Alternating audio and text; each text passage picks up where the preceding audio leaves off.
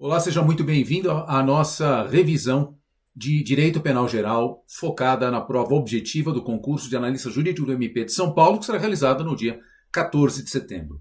A equipe do Foco Total, sob minha coordenação, preparou para você uma série de aulas abordando todas as disciplinas que serão cobradas no concurso de analista jurídico, para que você possa, então, durante essa semana, fazer uma boa revisão, ter aí algumas dicas finais que eventualmente poderão te ajudar lá na prova de domingo. Nós optamos sempre no Foco Total por uma semana de revisão e não por uma revisão de véspera, porque acreditamos que a revisão de véspera é muito exaustiva para a sua mente. E fazendo uma analogia com o atleta, aquele que se prepara para uma grande competição num domingo tem que descansar no sábado. E é isso que você precisa fazer na véspera da sua prova. De fato, não compensa você esforçar-se mentalmente na véspera da sua prova, porque o custo-benefício não se justifica. Eu digo, você pode até colher uma ou duas dicas numa revisão feita no sábado, de manhã e de tarde. Mas o seu cérebro estará tão cansado na prova do domingo que você pode se lembrar daquelas 2, 3, 4 dicas, porventura, que o professor acertou, mas você vai se esquecer daquilo que você sabia. Então, não compensa na relação custo-benefício, metodologicamente, está cientificamente comprovado, a véspera da prova é um dia de descanso mental. Por isso, a nossa opção pela semana de revisão. Outro dado importante é que todos nós aqui, dentro da semana de revisão, os professores, procuramos trazer a você aquela dica daquilo que supomos que pode ser abordado. Evidente que não será possível exaurir os temas, isso é óbvio, né? Estamos aqui falando de uma semana de revisão. Mas eu quero dizer a você que todos os professores que fazem parte aqui dessa semana de revisão também estarão no nosso curso de segunda fase, porque o Foco Total abrirá um curso específico para a prova escrita de analista jurídico do MP de São Paulo. É importante lembrar que para você avançar da prova objetiva para a prova escrita, você tem que tirar 60 pontos. E depois, para passar na prova escrita, da mesma maneira, tem que fazer 60% da prova. 2 redações e 5 questões discursivas.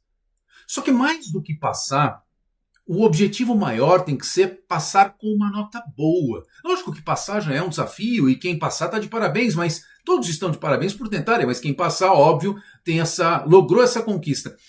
Mas a gente verificou no último concurso, que foi em 2018, homologado em 2019, que mais de 1.000 pessoas foram aprovadas, mas nem todas foram chamadas. É verdade que o MP realmente chamou um número muito grande. Foram mais de 900 nomeações, um número mais ou menos assim. Um número, portanto, muito expressivo. Mas teve gente que precisou esperar muito tempo e algumas pessoas, infelizmente, não conseguiram ser chamadas. Então, por isso, esmere-se para fazer a melhor prova possível e, se passar a prova escrita, se Deus quiser isso vai acontecer, prepare-se da maneira mais assertiva, mais específica, porque isso, no final, fará uma diferença em seu favor. Bom, vamos lá, vamos falar um pouquinho então sobre penal geral. Meu propósito aqui é trazer dicas finais de penal geral. E a gente vai começar falando do título primeiro da parte geral, que trata da aplicação da lei penal. Aplicação da lei penal, esse material aqui a gente vai disponibilizar oportunamente, né? Acho que a gente vai conseguir até disponibilizar aqui mesmo na página, mas aplicação da lei penal, que é o tema abordado no título primeiro da parte geral, é quase que um assunto obrigatório nas provas objetivas de Ministério Público, tanto membro quanto analista. São poucos artigos, se você analisar bem, do artigo 1º ao artigo 12. Lógico que se recomenda sempre uma leitura do texto legal. A leitura do texto legal é sempre oportuna, é sempre válida, né? Aqui você pode ver aqui um rápido flash, aqui eu vou até compartilhar com você essa imagem. Tá vendo aqui o texto da lei? Agora, não tem muito segredo, né? Vamos lá, vamos relembrar? O artigo 1º trata do princípio da legalidade. Não há crime sem lei anterior que o defina, nem pena sem prévia combinação legal. Nós temos, inclusive, na história recente da jurisprudência da nossa Suprema Corte, um episódio que fez com que, para boa parte dos juristas, os penalistas, o Supremo Tribunal Federal houvesse flexibilizado o princípio da legalidade. Eu me refiro à ADO 26, que foi julgada junto com o mandado de injunção, aquela que equiparou a homofobia e a transfobia a crimes de racismo, passando a enquadrar esses comportamentos na Lei 7716 de 89.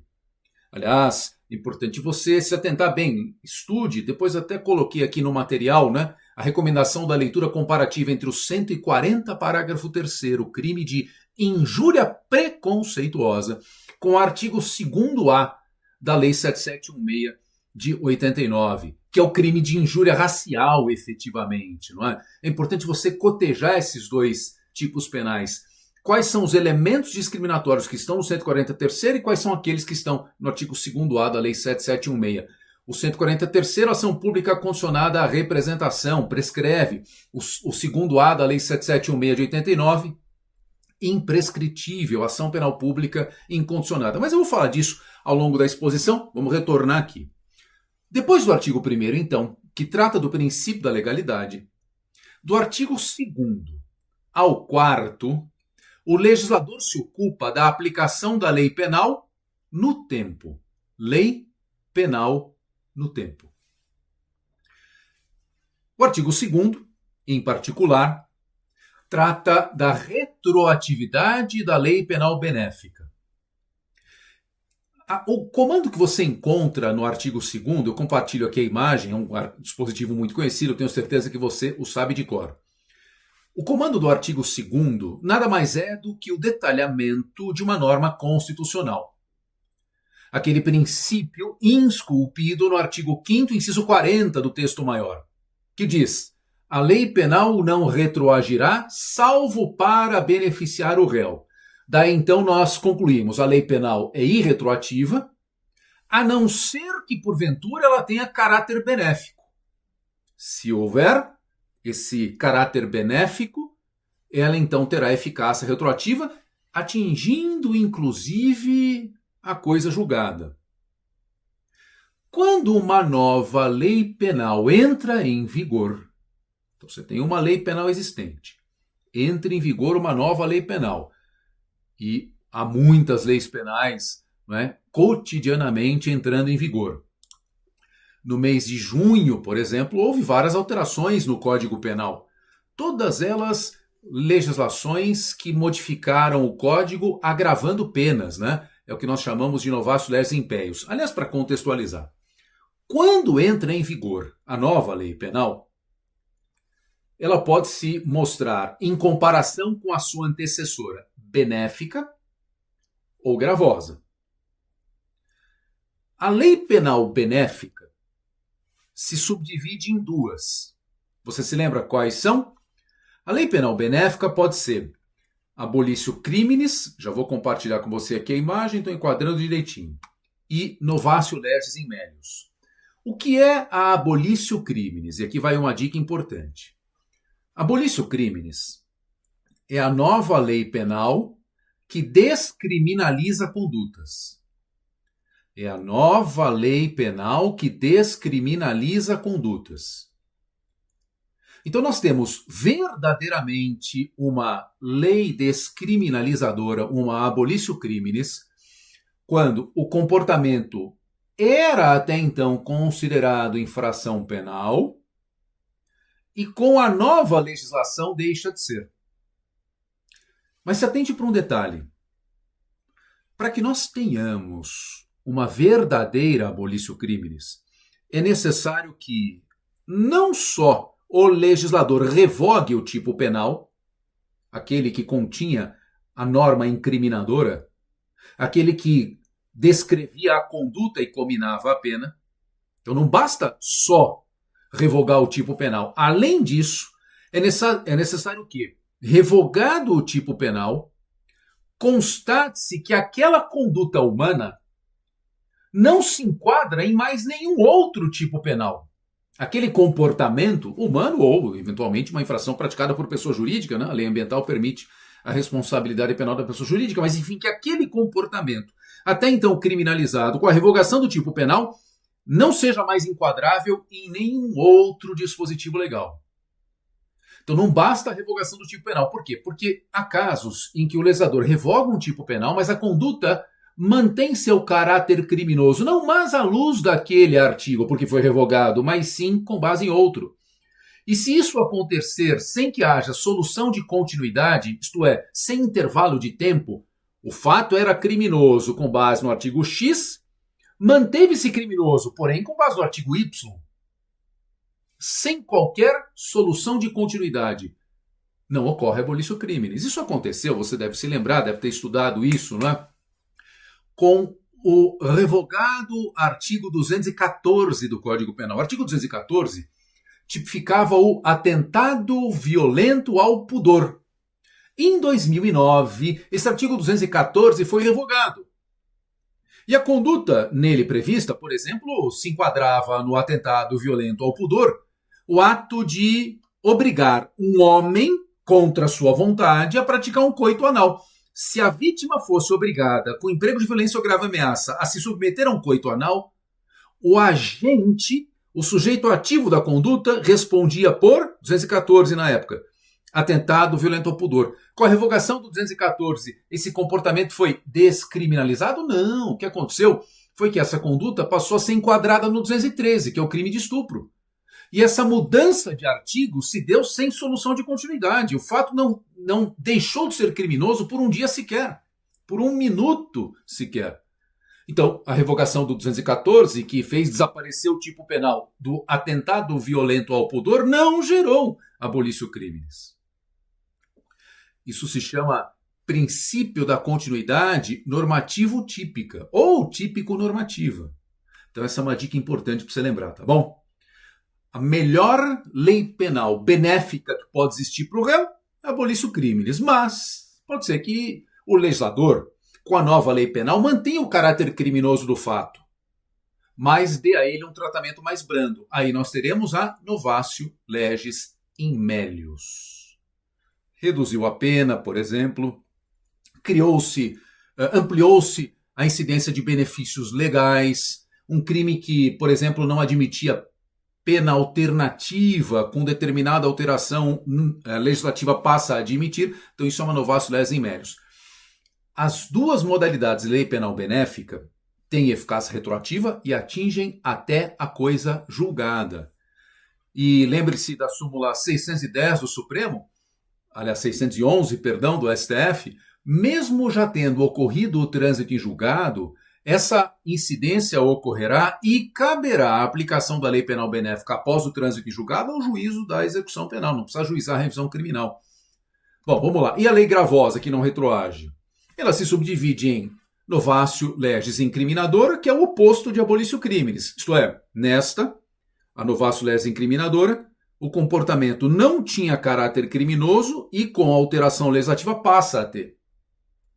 E a novatio legis in peius é a nova lei que mantém o caráter criminoso, mas aumenta a pena. O que ocorreu, por exemplo, há pouco tempo no Código Penal, com vários dispositivos. Bom, um exemplo muito de 2024 de novatio legis in peius foi a modificação no crime de feminicídio. Deixou de ser uma forma de homicídio qualificado, passou a ser um tipo penal autônomo e a pena passou a ser muito mais grave, porque enquanto figura qualificada, a pena era 12 a 30 anos. Como crime autônomo, a pena passou a ser 20 a 40 anos de reclusão. Novatio legis in peius. Outra dica, tem duas súmulas do Supremo aqui que eu acho que é importante você lembrar, né? A 611, que é ligada ao tema lei penal benéfica. É aquela que diz, após o trânsito em julgado, a competência para aplicar a lei benéfica é do juízo da execução penal. A outra, também do Supremo, é a 711. E aí ela tem a ver com a lei penal gravosa. E ela trata de duas figuras à luz de uma potencial lei penal gravosa, que são as figuras do crime continuado e do crime permanente. Crime continuado é uma modalidade de concurso de crimes. Está lá no artigo 71 do Código Penal. Se o agente pratica 2 ou mais crimes em continuidade delitiva, artigo 71, crime continuado. Crime permanente, famoso, é aquele cuja consumação se prolonga no tempo, se protrai no tempo.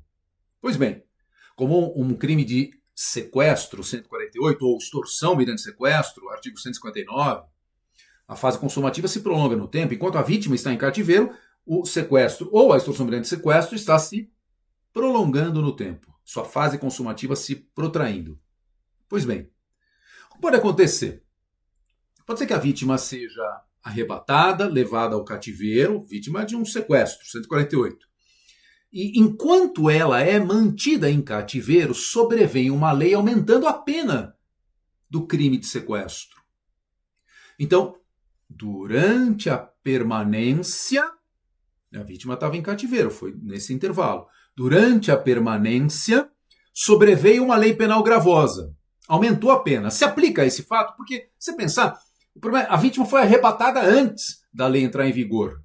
Mas ela foi mantida em cativeiro, a lei entrou em vigor e ela continuou em cativeiro. Os agentes continuaram privando a liberdade da vítima. Vai ser aplicado? Vai ser aplicado, sim. É o que determina a súmula 711 do Supremo. A lei penal gravosa, diz o STF, se aplica ao crime permanente ou ao crime continuado se entrar em vigor durante a permanência ou durante a continuidade delitiva. Tá bom? Muito bem. Seguindo aqui, no artigo... Aqui o luta, né? Princípios de aplicação espacial e temporal. O artigo 4º do Código Penal trata do tempo do crime. E o artigo 6º do lugar do crime. São duas pegadinhas aqui bem conhecidas e que você não pode vacilar com base nelas. Bom, vamos lá. O que diz o Código no artigo 4º no que se refere ao lugar do crime? Você está vendo na imagem. Considera-se praticado o crime no momento da ação ou omissão, ainda que outro seja o momento do resultado. Há crimes, nem todos são assim, mas alguns, em que a conduta ocorre numa determinada data e o resultado se produz em outra. Imagine um homicídio em que o agente efetua os disparos, por exemplo, num dia qualquer de fevereiro. Mas a vítima falece 2 meses depois, em abril. Então você tem que a conduta foi praticada em fevereiro, disparos com ânimo homicida, com a intenção de matar, mas a consumação, a morte efetiva, só em abril. A vítima ficou hospitalizada e morreu 2 meses depois. Nesse caso, quando este homicídio se considera praticado? No momento dos tiros ou no momento da morte? No momento dos tiros. O crime se considera praticado ao tempo, no momento da ação ou omissão, ainda que outro seja do resultado. É a adoção da teoria da atividade. Isso é importante por vários motivos. Por exemplo, para definir a responsabilidade penal, eventualmente, dos menores de 18 anos. Suponha que o adolescente, 17 anos, atira para matar. Atinge a vítima e ela só vem a falecer 2 meses depois, e nesse intervalo de 2 meses, o autor dos tiros completa 18 anos. Então olha a situação, ele tinha 17 quando atirou, mas quando a vítima morreu ele já tinha completado 18. Como o momento do crime é o da conduta, então eu tenho que olhar a idade do agente no momento da conduta. E lá no momento da conduta, quantos anos ele tinha? 17. Então isso não é crime, isso é ato infracional. Esse é um exemplo que já revela a importância da regra do artigo 4º. O artigo 6º, cuidado com ele, trata do lugar do crime. Mas entenda uma coisa, coloca na sua mente. O Código Penal, deixa eu até colocar aqui na imagem o artigo 6º, pronto. O Código Penal, quando trata do lugar do crime, está preocupado em defini-lo para efeito de aplicação da lei penal brasileira. O artigo 6º do Código Penal não tem nada a ver, nada, zero, não tem nada a ver com competência territorial. Se você quiser saber qual a regra para fixar a competência territorial, abre o Código de Processo Penal, consulta o artigo 70 do CPP, mas não o artigo 6º do Código Penal. Esse artigo tem como propósito definir, nos crimes à distância, que são aqueles que ocorrem no território de 2 ou mais países, nos crimes à distância, quando se aplica a lei penal. Se o agente pratica uma conduta no Brasil, mas a consumação ocorre no Paraguai ou o inverso, conduta no Paraguai, resultado no Brasil, vai ser aplicada a lei brasileira? Por exemplo, o sujeito vai a Ponta Porã. Ponta Porã, Mato Grosso do Sul. Fronteira com Paraguai, cidade de Pedro Juan Cabaleiro. Você imagina que o indivíduo está saindo do hotel, está hospedado lá em Ponta Porã, ele é abordado por um ladrão e o ladrão entra no carro da vítima, obriga a vítima a dirigir até o Paraguai e lá no Paraguai subtrai todos os bens, deixa a vítima só com a roupa do corpo. Então a conduta praticada no Brasil, mas o resultado, a consumação, lá no Paraguai. Aplica-se a lei brasileira? E o artigo 6º vai dizer que sim. Por quê? Porque para efeito de aplicação da lei brasileira, pode ser conduta ou resultado. O Código adotou a teoria da ubiquidade ou teoria mista. O lugar do crime é tanto aquele da conduta quanto o do resultado.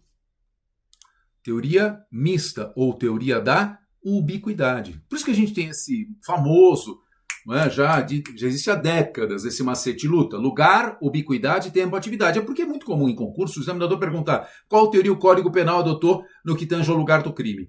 E essa é uma pegadinha clássica, né? Porque aí o candidato lê lugar do crime e aí já acha a teoria do lugar do crime, ele pensa em competência territorial, ele lembra do CPP, que diz que para efeito de competência territorial, que é outra coisa, vale o local do resultado, aí ele marca a teoria do resultado e erra. Por quê? Porque não é o resultado. O lugar do crime do Código Penal é a teoria mista ou da ubiquidade. Então lembra do macete luta, lugar, ubiquidade, tempo, atividade, para você não esquecer mais disso, tá bom?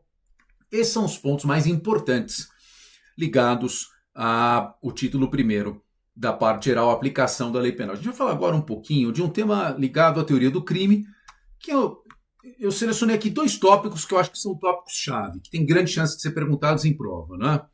Então vamos lá, já compartilho com você. Primeiro, o artigo 25 do Código Penal, que trata da legítima defesa. Vamos lembrar um pouquinho, vou colocar a imagem também aqui do texto da lei. Exclusão de ilicitude, as excludentes de ilicitude. Não há crime quando o agente pratica o fato em estado de necessidade, legítima defesa, exercício oral direito, estrito cumprimento do dever legal. Aí depois vem o parágrafo único, que trata do excesso. O excesso é cabível em qualquer uma das excludentes de ilicitude. E depois o Código define. Artigo 24, estado de necessidade, artigo 25, legítima defesa. Ótimo. Então vamos lá. Primeiro, a legítima defesa. Famosa, velha legítima defesa. Entende-se em legítima defesa quem, usando moderadamente dos meios necessários, repele injusta agressão, atual ou iminente, a direito próprio ou alheio. Então, fixa bem nessa ideia. Uma das exigências do legislador, um dos requisitos para que nós tenhamos uma legítima defesa, é que alguém seja alvo de uma agressão injusta, atual ou iminente. O que é uma agressão atual? Uma agressão que está ocorrendo. O que é uma agressão iminente? Que está prestes a ocorrer. Pois bem, a lei anticrime, em 2019, incluiu um parágrafo único no artigo 25 e criou uma modalidade específica de legítima defesa, que eu chamo de legítima defesa especial, em comparação à legítima defesa geral do caput. Se você observar as peculiaridades, o que tem de diferente nesse parágrafo único, nessa legítima defesa especial, você vai notar o seguinte, que essa é uma modalidade de excludente de ilicitude que só pode ser utilizada por um agente de segurança pública, só ele, que pressupõe que esse agente de segurança pública, o policial, por exemplo, haja em favor de uma vítima mantida refém durante a prática de crime. Então, tem que ser alguém vítima de algum crime, mantida refém. E essa legítima defesa, esse para mim é o ponto de longe o mais importante. Ela pode ser exercida sempre que houver contra essa vítima, mantida refém durante um crime, uma agressão ou um risco de agressão. Compara com o caput. A legítima defesa geral, ela pressupõe uma agressão injusta. A do parágrafo único também é injusta, porque a pessoa está sendo vítima de um crime e mantida refém. Mas pressupõe no caput uma agressão injusta atual ou iminente. No parágrafo único, essa agressão injusta, não é, porque a pessoa está sendo mantida refém durante um crime. Essa agressão injusta, ela pode ser uma agressão ou um risco de agressão. Nota que são termos diferentes que o legislador emprega. E quando ele fala em risco de agressão, ele está permitindo com isso que o agente de segurança pública possa intervir mesmo antes de a agressão estar prestes a acontecer. É como se a gente fosse desenhar um gráfico e colocar o seguinte, ó, a agressão, deixa eu colocar uma imagem aqui sem a lousa compartilhada. Então a agressão está nesse patamar. A vítima já está sendo agredida. A agressão iminente é aquela imediatamente antes. A vítima está quase sendo agredida. Agora, o risco de agressão é um momento ainda anterior. Você percebe? Então, com esse parágrafo único, o agente de segurança pública não precisa esperar que a agressão se torne iminente ou que ela ocorra. Basta que haja o risco, o perigo, a probabilidade de uma agressão.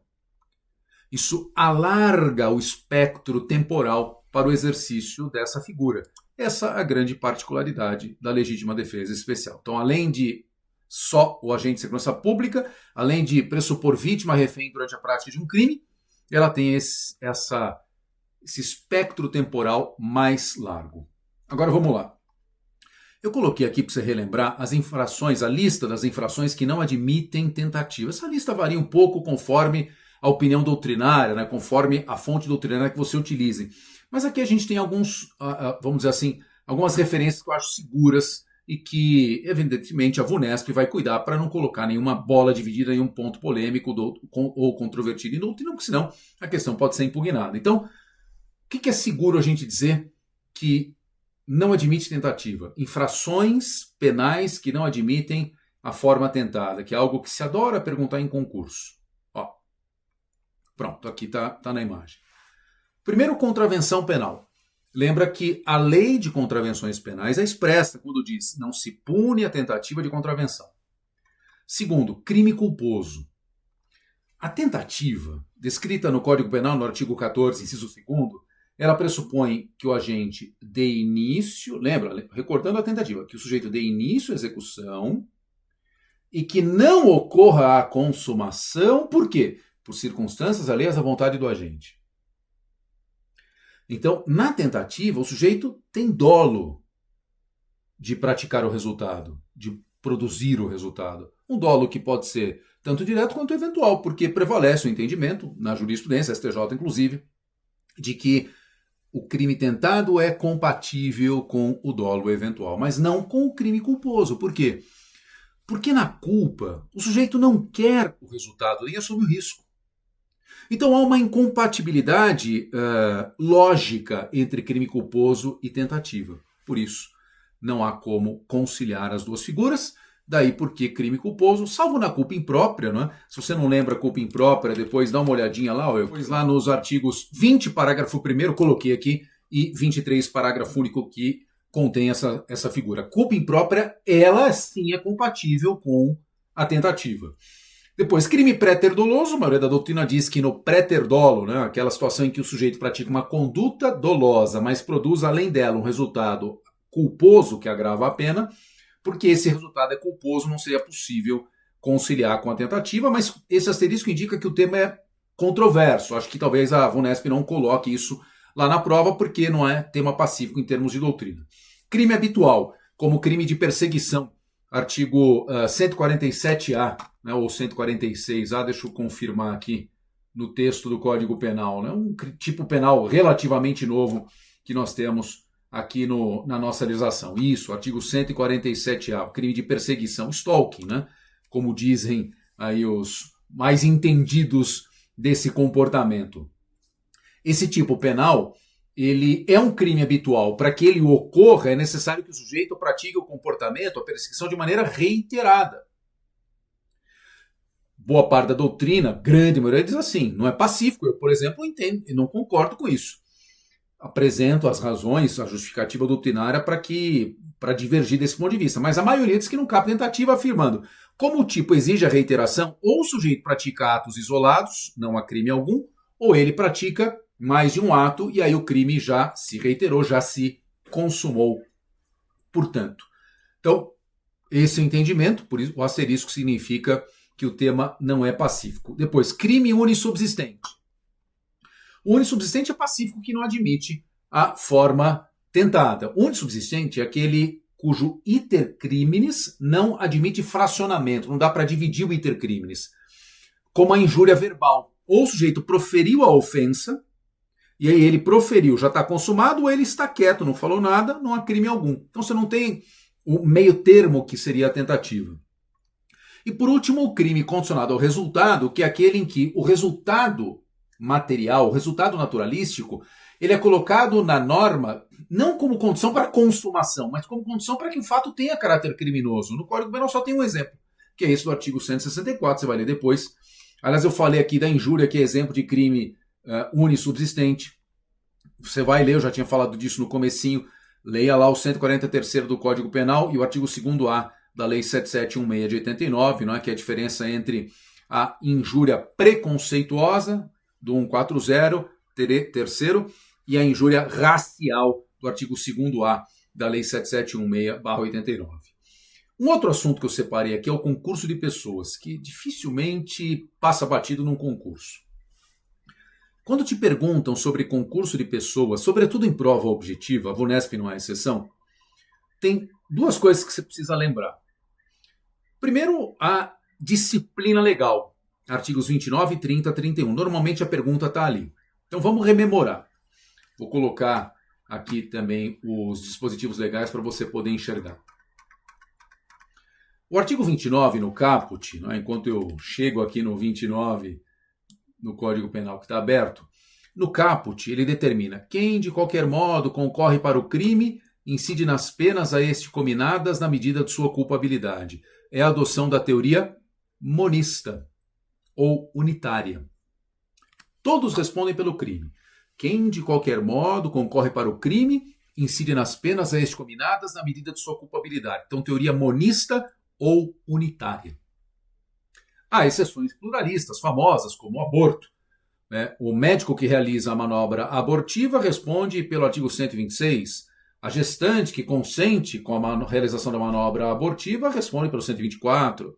A corrupção. O funcionário corrupto é enquadrado na corrupção passiva, 317. O particular corruptor, na corrupção ativa, 333, enfim.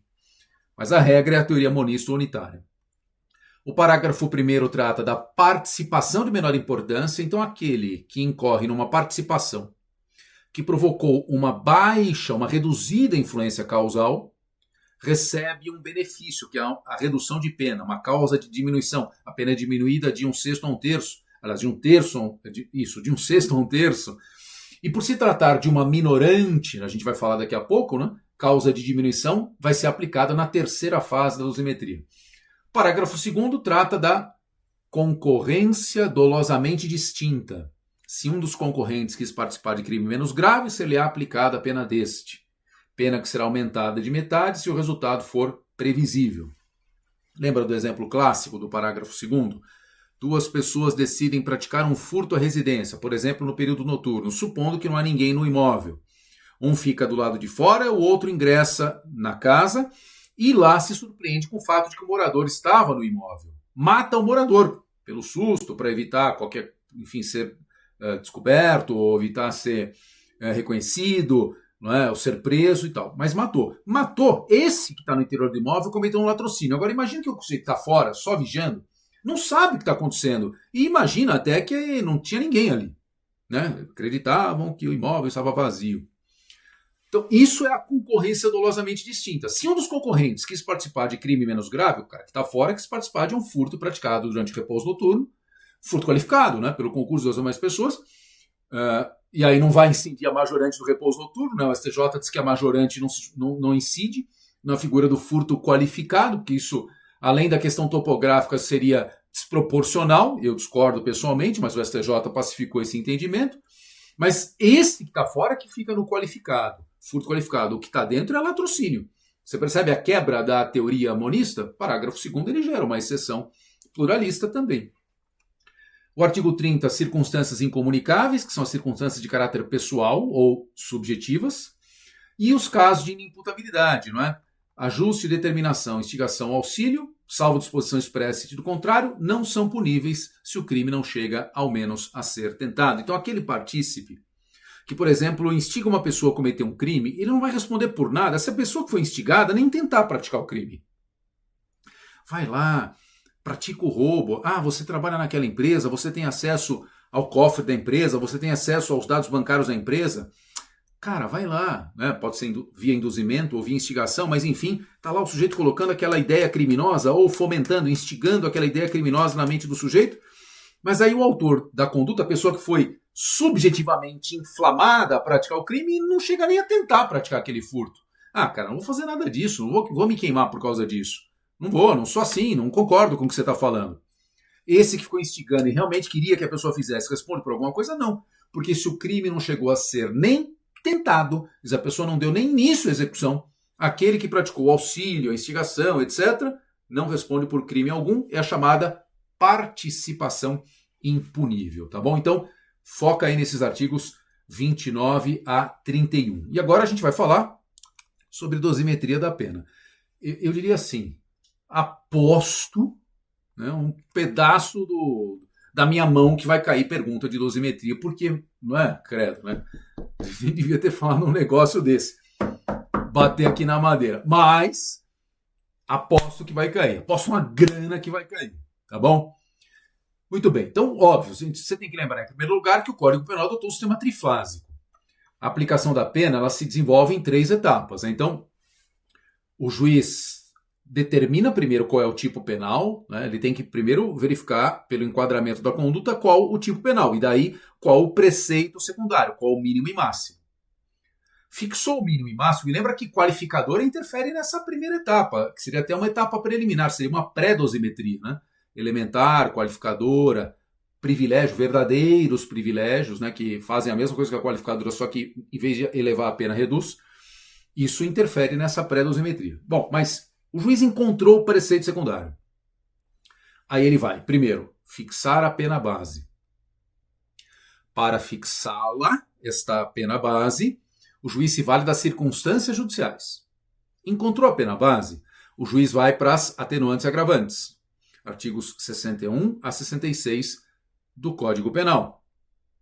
Aliás, né, vale lembrar que houve uma mudança no Código Penal no que se refere às atenuantes. Né? A principal atenuante, que é a do artigo 65, inciso 1º, ser o agente menor de 21 anos na data do fato ou maior de 70 na data da sentença, sofreu modificação legislativa.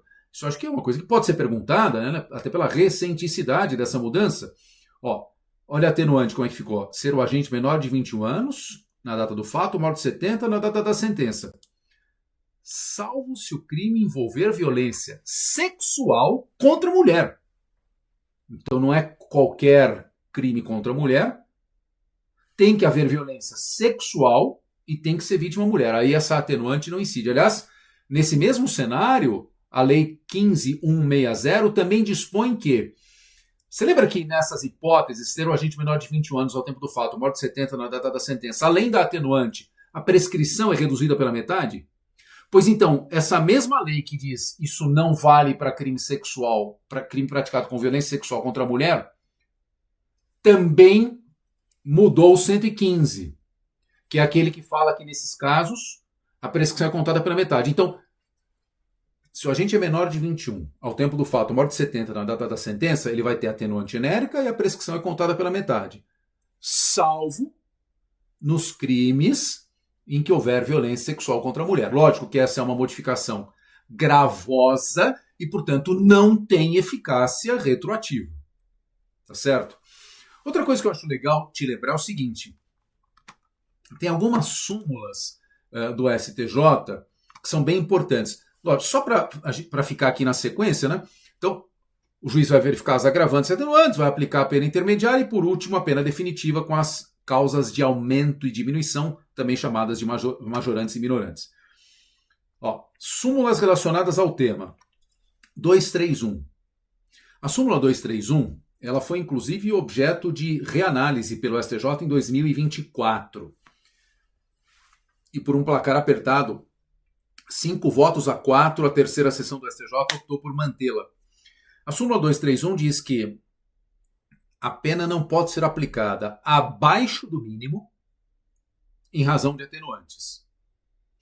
Essa súmula, no final das contas, o que ela fez foi confirmar que na segunda fase, né, mas enfim, ela reforçou aquela regra mais ampla de que na primeira e na segunda fase, embora ela fale especificamente da segunda fase, né, porque está falando de atenuante, mas enfim, a gente pode continuar dizendo que na primeira e na segunda fase o juiz não pode aplicar a pena nem abaixo do mínimo, nem acima do máximo. Tá bom? Se nem se tiver um monte de atenuante? Não. 231. Depois as súmulas 545 e 630 são súmulas que tratam da confissão do réu enquanto atenuante. A súmula 545, uma súmula geral que diz a confissão espontânea, que é, lógico, uma atenuante, né? Lembra, ó, a confissão espontânea é uma atenuante prevista aqui, ó, no 65, inciso 3º, letra D, ter o agente confessado espontaneamente a autoria do crime. E aí a súmula 545 diz assim: se o juiz se vale da confissão na sentença como meio de prova para condenar o réu, ele tem que aplicar a atenuante. Um critério lógico, né? Se o juiz conferiu àquela confissão veracidade a ponto de considerá-la meio de prova, deve atenuar a pena. Se ela tem valor processual para servir como prova, tem que ter valor material para atenuar. A súmula 630-630, ela se refere também ao mesmo tema, que é o tema da atenuante, da confissão, porém ligada ao tráfico de drogas. É uma súmula em que o STJ fixou que se o agente, no que tange a tráfico de drogas, admite a posse ou propriedade da droga, bem comum, né? O réu acusado de tráfico diz assim, não, ó, já estou colocando aqui outra súmula para você ver, mas né, que é a 636, que é a que vem depois, já estou preparando aqui o enunciado. Se os sujeitos, 630 por enquanto, tá? Daqui a pouco eu mostro a 636 também, que eu já queria deixar no gatilho aqui, mas ainda 630. Muito comum, réu acusado de tráfico de drogas, ele diz, não, a droga era minha, mas era para consumo próprio. Então esse réu está admitindo a posse, a propriedade da droga, mas está negando a traficância. O juiz não acredita, não, realmente ele é traficante, o juiz condena por tráfico, aí, mas o cara admitiu que a droga era dele. Embora afirmasse que não é traficante, embora negasse o tráfico. Vale a atenuante? Não, porque ele não confessou o tráfico. Não é? Era uma confissão qualificada, ele está dizendo, não, eu não sou traficante, eu sou usuário. Aliás, não é? Se realmente prevalecesse essa confissão, essa tese da defesa, dependendo do tipo de droga, a conduta até poderia ser considerada como uma infração meramente administrativa, né? O Supremo teve aquele entendimento com relação à posse da maconha para consumo próprio. Bom, mas é outra história, só para falar aqui das outras súmulas, a 636, que eu já preparei o enunciado aqui, acho que dá para ver, né? Deixa eu compartilhar. Súmula 636, a folha de antecedentes criminais é documento suficiente para comprovar maus antecedentes e reincidência. Não é? Então, reincidência é uma agravante. Maus antecedentes é algo que é analisado como circunstância judicial. Mas agora, como é que se prova isso? Tem que ser prova documental. Basta juntar a folha de antecedentes. Tá bom? Agora, súmula 74. Como é que se prova a idade do réu? Aquelas atenuantes da menoridade relativa, menor de 21, ou a maioridade senil maior de 70? Tem que ser com documento. Documento hábil, certidão de nascimento, documento de identidade válido. E a súmula 444, que é uma súmula que trata dos maus antecedentes, né? O que configura maus antecedentes? Só condenação transitada em julgado que não gere reincidência. Só condenação transitada em julgado que não gere reincidência. Porque se gerar reincidência, óbvio que vai ter preferência, né? Nos termos, inclusive, da súmula, vou colocar outra aqui, 241, ela é que vai ter preferência. Então, 444 tem que ser condenação transitada em julgado que não gera reincidência. Por quê? Porque ela diz inquéritos policiais e ações penais em andamento não geram maus antecedentes. E depois tem 4 súmulas sobre regime inicial que eu quero que você anote, não vai dar tempo de explicar. Já estourei o tempo. Eu quero que você anote, ó, 269 e 440 da CJ, 718 e 719 do Supremo Tribunal Federal. Tá bom? Anota essas 4 súmulas aí que elas são bem importantes. Beleza? Muito bem. Para finalizar, extinção da punibilidade. Também é um tema quase certo que vai ser cobrado. Já deixei aqui logo de destaque a súmula 631. O indulto só extingue o efeito principal da condenação, não extingue os efeitos secundários. Aliás, nenhuma novidade nessa súmula, mas o STJ editou o enunciado. Prescrição. Então, primeiro ponto para você lembrar é aquele que eu já falei. O artigo 115, que trata das hipóteses em que a prescrição é contada pela metade, sofreu modificação legislativa e aquela regra benéfica não se aplica quando se tratar de crime que envolve violência sexual contra a mulher. Perfeito. Crimes imprescritíveis. A Constituição Federal determina que são imprescritíveis no artigo 5º, incisos 42 e 44, primeiro, o racismo e depois a ação de grupos armados, civis ou militares contra a ordem constitucional e regime democrático. Pois bem, no que tange ao racismo, enquadra-se como tal os crimes da Lei 7716, por exemplo, a injúria racial, que está no artigo 2º-A da Lei 7716. Homofobia e transfobia, por força da ADO 26. E esse aqui, que é um tipo penal que está no artigo 1º da Lei 12984, que ele trata de discriminação contra portadores do vírus HIV. Dentro da compreensão da Suprema Corte e do STF sobre o que é racismo, qualquer forma de discriminação preconceituosa, então, o artigo 1º da Lei 12984, discriminação contra portadores do HIV, se enquadra em tese nessa rubrica constitucional do racismo e, portanto, como infração imprescritível. Depois, também são imprescritíveis a ação de grupos armados, civis ou militares, contra a ordem constitucional ou contra o regime democrático. E isso remete aos crimes contra o Estado democrático de direito, que estão no título 12 da parte especial do Código Penal. Perguntas que são, assim, digamos, clássicas, né, envolvendo prescrição. E aí eu chamo sua atenção, você vai revisar esses artigos aqui, ó. Termos iniciais e causas interruptivas da prescrição. Então, dá uma olhadinha lá no artigo 111, que são os termos iniciais da prescrição da pretensão punitiva, que é aquela modalidade de prescrição que ocorre antes do trânsito em julgado. E deixa eu baixar um pouquinho mais. E depois você vai para o 112, que são os termos iniciais da prescrição da pretensão executória, que é aquela que ocorre após o trânsito em julgado. Qual é o principal termo inicial da prescrição? Lembra? É a consumação do crime. Ó, compartilhando a imagem aqui, já abri no 111. Ó. Então, a prescrição antes de transitar em julgado de sentença final, então é a PPP, prescrição da pretensão punitiva, né? Ó, PPP, começa a ser contada do dia em que o crime se consumou, no caso tentativa do último ato executório, né, quando cessou a atividade criminosa, nos crimes permanentes do dia que cessou a permanência e assim por diante. Né, você vai dar uma lidinha aqui. Pois bem, depois, termo inicial da prescrição após a sentença condenatória. Então agora é o termo inicial da PPE, da prescrição da pretensão executória. Quando que começa a ser contado? Você vai dar uma lidinha. Dia que transita em julgado a sentença condenatória para a acusação.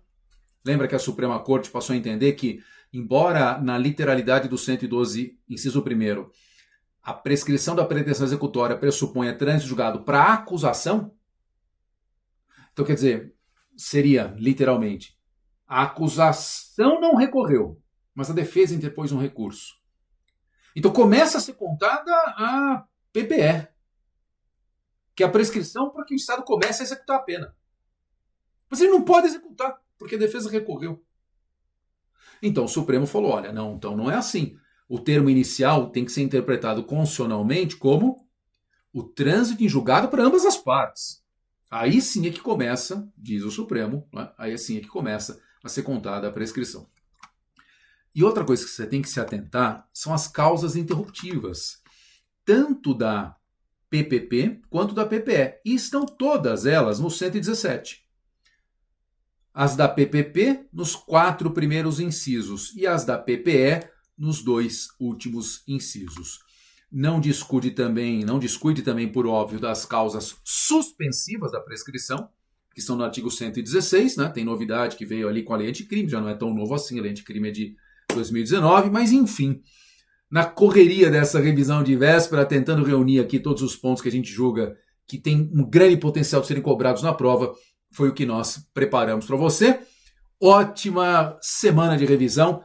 Você vai ver aqui que nós preparamos realmente uma semana de revisão gratuita para dar a você a melhor forma de você revisar os pontos centrais em todas as matérias e gabaritar lá no dia da prova de analista jurídico do MP de São Paulo, lá no domingo, para você fazer a melhor prova possível. Lembre-se, passagem é um desafio, mas numa prova com as características desta, num concurso com as características deste, quanto melhor for a sua nota, tanto na prova objetiva quanto na prova escrita, maiores serão as chances de você ser chamado rapidamente para ser analista jurídico, para vir trabalhar com a gente no MP de São Paulo. Conte conosco, a gente vai preparar um curso muito legal, se você quiser seguir conosco, para a fase escrita desse concurso. Um curso com possibilidade de correção individualizada, com muito conteúdo, com aulas específicas e inéditas, focadas nesse certame, em todas as matérias que podem ser cobradas, com aula de estratégia de prova escrita de analista jurídico, com exercícios, muitos exercícios para o seu treino, enfim, algo realmente totalmente centrado, totalmente focado. Quem já é aluno do curso Foco Total Analista, continua com acesso à plataforma durante o prazo, né, aquele prazo vigente de 6 meses contados da inscrição, sabendo que no Foco Total Analista, né, você, mesmo tendo entrado na turma pós-edital, você sabe que lá a gente também preparou para vocês conteúdo específico para a segunda fase. Mas se você ainda não é nosso aluno, repito, saiba que nós teremos um curso só voltado na fase escrita do certame. Um abraço, boa sorte, boa semana de revisão.